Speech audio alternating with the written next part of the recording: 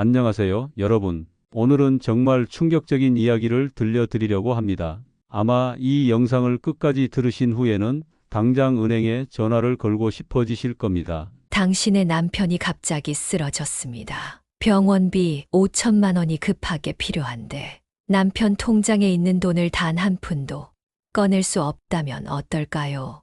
말도 안 되는 소리라고 생각하시나요? 하지만 이것이 바로 대한민국 금융제도의 냉혹한 현실입니다. 내 돈, 내 가족의 돈인데도 정작 필요할 때 쓸 수 없는 상황이 실제로 벌어지고 있습니다. 통계청 자료에 따르면 매년 65세 이상 노인 중 약 15만 명이 갑작스럽게 의식을 잃거나 중환자실에 입원합니다. 이 중 무려 70% 이상의 가정에서 가족들이 돈을 찾으려다가 좌절을 겪고 있습니다. 여러분의 이야기가 될 수도 있는 겁니다. 오늘 이 영상을 통해서 이런 위기 상황을 미리 대비할 수 있는 구체적인 방법들을 알려드릴 테니까요. 꼭 끝까지 들어보시고 구독과 좋아요로 더 많은 분들께 이 정보가 전해질 수 있도록 도움 부탁드리겠습니다. 지난해 부산에 사는 68세 김성만 씨에게 실제로 일어난 일입니다. 평범한 화요일 오후였습니다. 김성만 씨의 아내 순자 씨가 집에서 갑자기 머리가 아파. 라고 말하더니 그대로 쓰러졌습니다. 급히 119에 신고해서 응급실로 실려갔고 의사는 뇌출혈이라고 진단했습니다. 즉시 수술이 필요하다고 했습니다. 문제는 수술비였습니다. 병원에서는 선수술비로 2천만 원, 입원비와 치료비를 포함해서 총 5천만 원 정도가 필요하다고 했습니다. 김성만 씨는 당황했지만 다행히 아내 명의로 된 통장들이 있었습니다. 적금 통장에 3천만 원, 예금 통장에 2천만 원이 들어 있었거든요. 그럼 됐구나. 아내 통장에서 돈을 빼서 수술비를 내면 되겠네. 김성만 씨는 안도의 한숨을 쉬며 은행으로 향했습니다. 그런데 은행 창구에서 담당 직원이 말했습니다. 죄송합니다만 본인이 직접 오셔야 합니다. 아무리 남편분이라도 본인 확인 없이는 출금이 불가능합니다. 그럼 어떻게 해야 하나요? 아내가 지금 의식불명인데요. 성년후견인 선임을 받으시거나 상속 절차를 밟으시거나 아니면 금융보호자로 미리 등록이 되어 있어야 합니다. 김성만 씨는 그제서야 깨달았습니다. 아내 통장에 있는 5천만 원을 단 한 푼도 쓸 수 없다는 것을, 내 돈이 아니라 법적으로는 의식불명 상태인 아내의 돈이기 때문에 복잡한 법적 절차를 거쳐야만 한다는 것을, 성년후견인 선임에는 최소 2에서 3개월이 걸린다고 했습니다. 하지만 수술은 당장 해야 했습니다. 김성만 씨는 결국 사채업체에서 급전을 빌릴 수밖에 없었습니다. 통장에 5천만 원이 있는데도 말이죠. 내 돈인데 왜 못 쓰는 거야? 이것이 바로 우리나라 금융실명제의 현실입니다. 본인 확인이 되지 않으면 가족이라도 아무리 급한 상황이라도 돈을 꺼낼 수 없습니다. 김성만 씨의 경우처럼 생사가 걸린 상황에서도 예외는 없습니다. 더 충격적인 건 이런 일이 김성만 씨만의 이야기가 아니라는 점입니다. 전국적으로 매년 수십만 가정에서 비슷한 위기를 겪고 있습니다. 그런데 대부분의 사람들은 이런 상황이 올 수 있다는 것조차 모르고 살고 있습니다. 김성만 씨가 겪은 상황은 단순히 은행의 까다로운 절차 때문이 아니었습니다. 이것은 우리나라 금융실명제의 핵심 원칙에서 비롯된 것이었죠. 1993년부터 시행된 금융실명제는 모든 금융거래를 실명으로 하도록 의무화한 제도입니다. 이 제도의 취지는 분명히 좋습니다. 차명 거래를 방지하고 자금 세탁을 막고 탈세를 차단하는 것이 목적이었으니까요. 하지만 30년이 지난 지금 이 제도가 때로는 선의의 피해자들을 만들어내고 있습니다. 김성만 씨가 은행에서 들은 말은 정확했습니다. 아무리 부부라도 아무리 급한 상황이라도 본인 확인 없이는 절대 돈을 찾을 수 없다는 것, 이것이 바로 금융실명제의 철칙입니다. 그렇다면 정말로 방법이 없는 걸까요? 김성만 씨는 은행 직원에게 다시 물어보았습니다. 그럼 정말 아무 방법이 없나요? 아내가 깨어날 때까지 기다려야 하나요? 은행 직원은 세 가지 방법이 있다고 설명해 주었습니다. 첫 번째는 성년후견인 선임, 두 번째는 상속 절차, 세 번째는 금융보호자 등록이었습니다. 성년후견인 선임은 법원에 신청해서 의식불명이거나 치매 등으로 판단 능력이 없는 사람을 대신해서 재산을 관리할 수 있는 권한을 받는 제도입니다. 하지만 이 절차는 복잡하고 시간이 오래 걸립니다. 법원에 신청서를 내고 의사의 진단서를 첨부하고 법원에서 심리를 거쳐야 합니다. 최소 2개월에서 3개월은 걸린다고 했습니다. 상속 절차는 더욱 복잡합니다. 사망 신고를 하고 상속 포기 여부를 결정하고 상속인들 간의 합의를 거쳐야 합니다. 게다가 김성만 씨의 아내는 아직 살아있는 상태였기 때문에 이 방법은 해당이 없었습니다. 그렇다면 금융보호자 등록은 뭘까요? 이것은 비교적 최근에 도입된 제도로 미리 가족 중 한 명을 금융보호자로 등록해두면 본인이 의식을 잃었을 때 대신 금융 업무를 처리할 수 있도록 해주는 제도입니다. 그럼 이 금융보호자 등록을 지금 할 수는 없나요? 죄송합니다. 이 제도는 본인이 의식이 있을 때 미리 등록해두어야 합니다. 의식불명 상태에서는 등록이 불가능합니다. 김성만 씨는 절망했습니다. 세 가지 방법 모두 당장 도움이 되지 않았습니다. 성년 후견인은 시간이 너무 오래 걸리고 상속은 해당 사항이 없고 금융보호자 등록은 이미 늦었습니다. 결국 김성만 씨는 사채에서 돈을 빌려야 했습니다. 월 이자 5%라는 살인적인 조건이었지만 달리 방법이 없었습니다. 아내의 생명이 걸린 상황에서 이자 따위는 중요하지 않았으니까요. 다행히 아내 순자 씨의 수술은 성공적으로 끝났습니다. 하지만 회복하는데 2달이 걸렸고 그동안 김성만 씨는 매달 사채이자 250만 원을 갚아야 했습니다. 아내 통장에 5천만 원이 그대로 있는데도 말이죠. 2달 후 순자 씨가 의식을 되찾았을 때 비로소 김성만 씨는 아내 통장에서 돈을 빼서 사채를 정리할 수 있었습니다. 하지만 이미 이자로 500만 원을 날려버린 후였습니다. 만약에 미리 알았다면, 만약에 미리 준비했다면 이런 일은 없었을 텐데. 김성만 씨는 뼈저리게 후회했습니다. 그리고 이때부터 김성만 씨의 특별한 여정이 시작되었습니다. 자신과 같은 피해자가 더 이상 생기지 않도록 이 정보를 많은 사람들에게 알려야겠다고 다짐했습니다. 하지만 김성만 씨가 알게 된 것은 이것만이 아니었습니다. 금융실명제의 벽은 이것보다 훨씬 더 높고 복잡했습니다. 또 다른 충격적인 사실이 기다리고 있었거든요. 아내가 회복된 후 김성만 씨는 혹시나 하는 마음에 집안을 정리하기 시작했습니다. 오래된 통장들을 찾아보고 어떤 계좌들이 있는지 확인해 보려고 했죠. 그런데 서랍 깊숙한 곳에서 낡은 통장 하나를 발견했습니다. 20년 전에 만들었던 아내 명의의 정기적금 통장이었습니다. 당시 매월 10만 원씩 넣어서 총 600만 원을 모았던 적금이었죠. 김성만 씨는 이 돈은 오래전에 찾았겠지 하고 생각했지만 혹시나 해서 은행에 문의해 보기로 했습니다. 은행에서 확인해 본 결과는 충격적이었습니다. 그 적금이 만료된 후 아무도 찾아가지 않아서 보통 예금으로 전환되었고 5년 동안 거래가 없어서 휴면계좌가 되었다는 것입니다.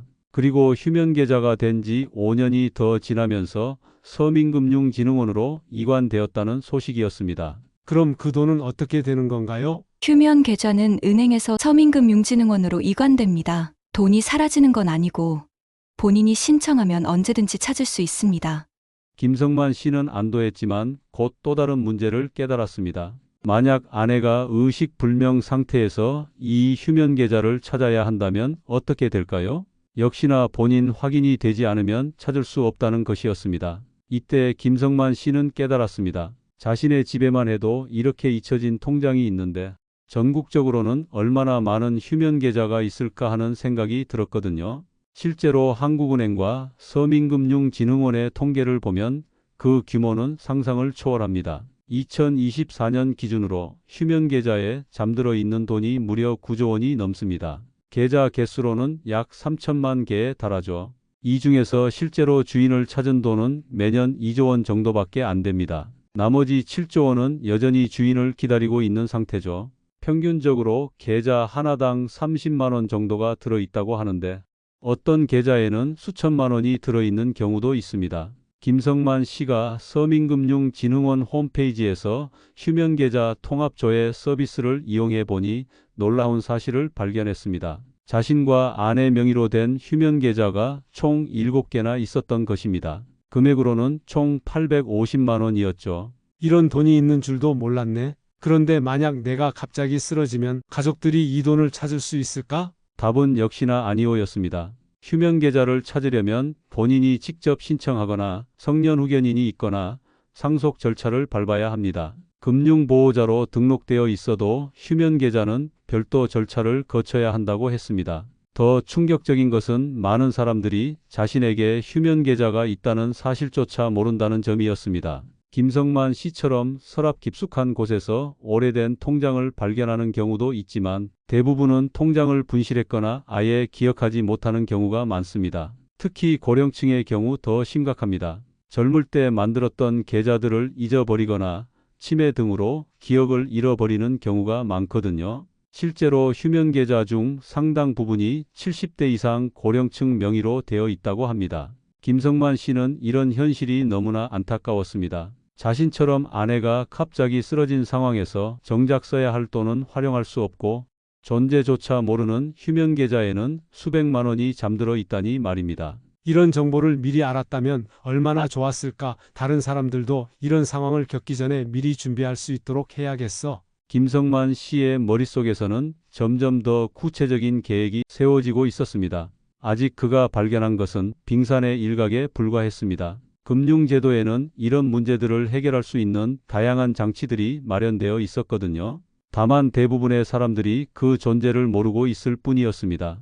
그렇다면 이런 위기 상황을 미리 대비할 수 있는 방법은 정말 없는 걸까요? 김성만 씨가 알아본 결과 의외로 많은 해결책들이 있었습니다. 김성만 씨는 아내의 회복 후 본격적으로 이런 문제들을 해결할 수 있는 방법을 찾아보기 시작했습니다. 은행을 직접 방문하고 금융감독원에 문의하고 인터넷으로 관련 정보들을 찾아보았죠. 그 과정에서 김성만 씨는 놀라운 사실을 발견했습니다. 자신이 겪었던 문제들을 미리 예방할 수 있는 제도들이 이미 존재하고 있었다는 것입니다. 다만 대부분의 사람들이 그 존재를 몰랐을 뿐이었죠. 첫 번째로 알게 된 것이 바로 금융보호자 등록제도였습니다. 이 제도는 2021년부터 본격적으로 시행된 비교적 새로운 제도였습니다. 본인이 의식을 잃거나 거동이 불편해졌을 때 미리 지정해둔 가족이나 친족이 대신 금융 업무를 처리할 수 있도록 해주는 제도였습니다. 김성만 씨가 은행에서 자세히 알아본 바에 따르면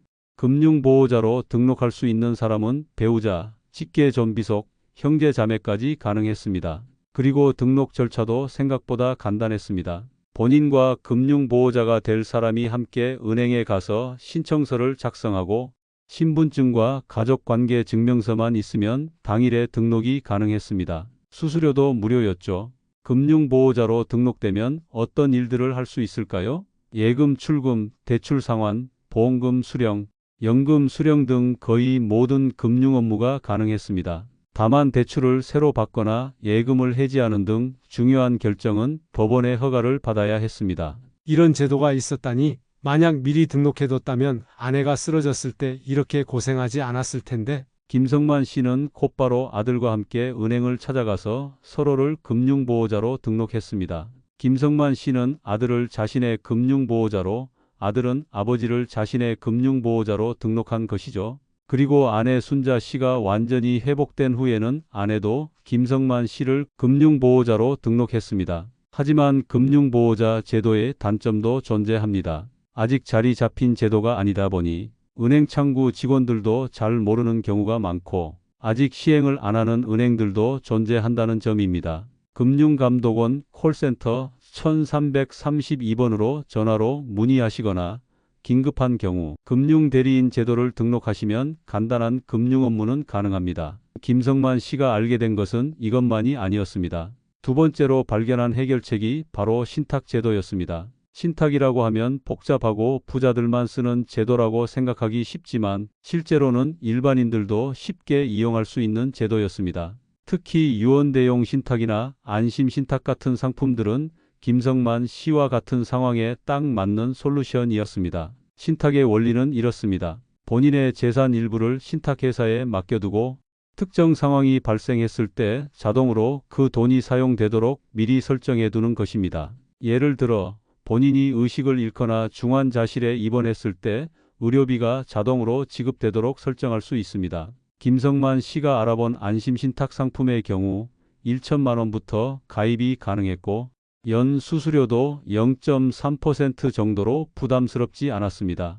가장 중요한 것은 본인이 의식불명 상태가 되어도 미리 설정해둔 조건에 따라 자동으로 돈이 집행된다는 점이었습니다. 이거라면 내가 갑자기 쓰러져도 병원비 걱정은 안 해도 되겠네. 김성만 씨는 2천만 원을 안심신탁에 가입했습니다. 본인이나 아내가 중환자실에 입원하거나 수술을 받게 되면 자동으로 의료비가 지급되도록 설정했죠. 그리고 두 부부 모두 사망한 후에는 나머지 돈이 아들에게 상속되도록 했습니다. 하지만 여기서 끝이 아니었습니다. 김성만 씨는 또 다른 중요한 사실을 알게 되었습니다. 휴면계좌 문제도 미리 예방할 수 있는 방법이 있었던 것입니다. 서민금융진흥원에서 제공하는 휴면계좌 통합조회 서비스를 정기적으로 이용하면 자신이 어떤 계좌들을 가지고 있는지 한 번에 확인할 수 있었습니다. 그리고 사용하지 않는 계좌들은 미리 해지하거나 통합해서 관리하면 휴면계좌가 되는 것을 방지할 수 있었죠.